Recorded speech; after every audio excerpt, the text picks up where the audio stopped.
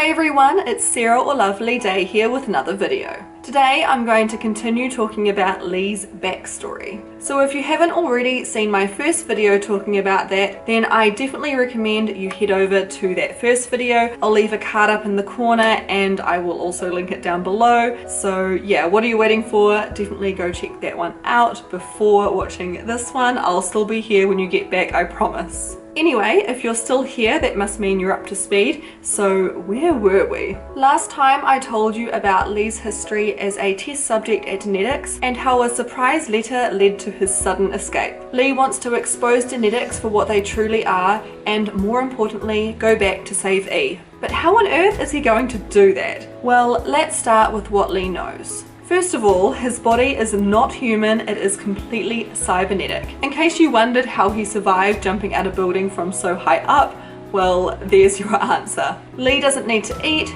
drink, or maintain his body in any way. Unfortunately though, a component in his lower left leg shattered on impact from his jump, and it's not exactly healing itself. Second, Lee knows that he was taken by genetics moments after he was declared dead. His consciousness was transferred into the cybernetic body, saving his life in the process. At least that's what he's been told. Lee can't remember how he died, and he can only assume that outside of genetics, no one knows that he exists.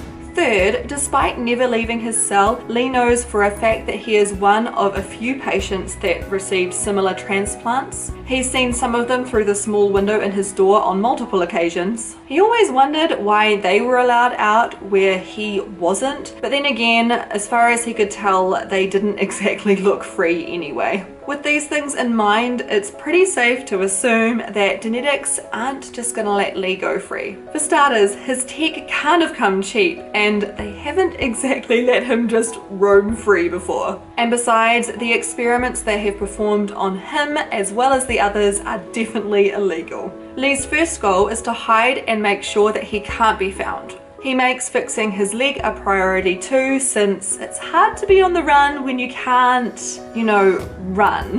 The lab he escaped from is centrally located in the city. You might say that it's hidden in plain sight. From the outside, it's just a humble office building and research hub. It even has an academic library, a cybernetics clinic, and a cafe on the ground floor. Lee doesn't stray too far since he does plan on returning at some point, so he decides to take up residence in the slums below a nearby shopping district. It's not the nicest of places, but it serves its purpose. As soon as he can, Lee searches for something that can help him with his leg, that and some clothes to help him blend in. He's particularly worried about his hair since it is so distinguishable, but he quickly learns that this hair colour is quite popular these days. Who would have thought? Lee searches through the rest of the night, sticking to the shadows. Eventually, he stumbles across a small place called Lovelace Cybernetics. It's a small clinic ran out the back of an old automotive shop. There, Lee meets Rem and Rom, two AI humanoids. These robots are commonly known as Cynthia, and although rare, they are completely functional in society. Time for some background info. Cynthia are reserved for the wealthy, and they don't exactly come cheap. They're programmed to meet the exact desires of their owners and are connected to a mainframe from which they can be deactivated in an instant if there is even the slightest sign of hostility. This mainframe is completely cloud-based and is purposely on a wavelength that is inaccessible to the Cynthia. It was designed to be a one-way control system to ensure the safety of the human race. Just like us, Cynthia are really diverse, no one looks the same. Some Cynthia wholeheartedly embrace their cybernetic nature, whilst others are almost indistinguishable from humans. But regardless of their appearance, all Cynthia can be identified by a mark on the back of their necks.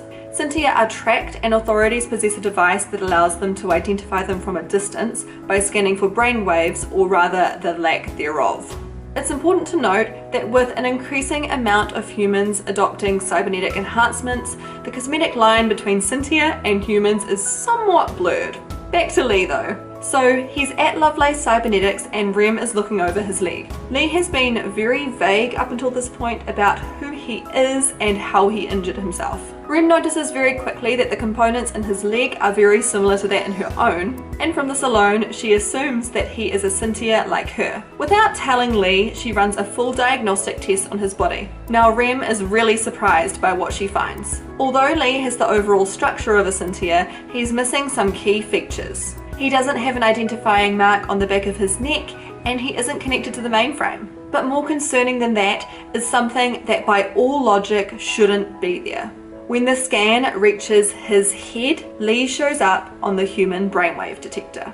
And guess what? That's where I'm gonna leave it for today. I'm sorry, but it's a good place to stop, trust me. I really hope you're enjoying the story so far. If you want me to film part 3 sooner rather than later, give this video a thumbs up. And if you have any theories or speculations, feel free to leave them in the comments below. If you're not already subscribed, I would love it if you joined me here. I upload a new video every weekend on Sundays. Thank you so much for watching. It has been lovely, and I'll catch you in another video sometime soon.